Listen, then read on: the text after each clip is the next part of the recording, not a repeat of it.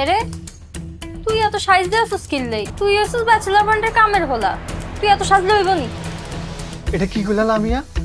আরে বুঝি তোমার কাছে কামের হলো লাগে? আমি হচ্ছি ব্যাচেলর পয়েন্টের অন্যতম সদস্য, কাবিলা ভাইয়ের বন্ধু এবং ছোট ভাই। আরে কামের হলো লাগে? আই তো দেখি তোরে ব্যাকে কাল কিলায়, সারাটা সিজন 4-এ তোরে কাল কিলাইছে।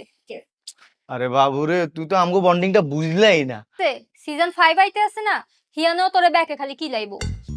এরিও লামিয়া, তুমি কিন্তু ইদানিং বেশি ফটর ফটর করো। এই 2-3 গা চকলেট পোলা বাইন্দে ভাঙাই খাই, তোমার অনেক ফাট বাড়ি গেছে। আর ফ্রেন্ডশিপ জমত না, তুই কামের হলাই থাকবি। কামের হলো কেন ভাইয়া? আমার কাছে রিকোয়েস্ট আছে। সিমিয়া মাইয়াই গা আর দেখি আসে, কই কি রে শিমুল্লা, তুই কি ব্যাচেলর পয়েন্টে কাজের হলানি? আমরা দুইজনে সিন করলেই কিন্তু ভাইরাল হয়ে যাব ভাইয়া। ডিরেক্টরে কিন্তু আমনের উলাই দিব আরে মারি পাল্লাই চাই আমনে আর না মারি কত ভালো অ্যাক্টিং করতে পারে বুঝছেন? দেখেন আয় কত ভালো মাইর খায় অ্যাক্টিং করতে পারি। ও আগো ভাইয়া আর মারিয়া লাগছে ভাইয়া, আর বাঁচান ভাইয়া ভাইয়া ভাইয়া। ও বাবা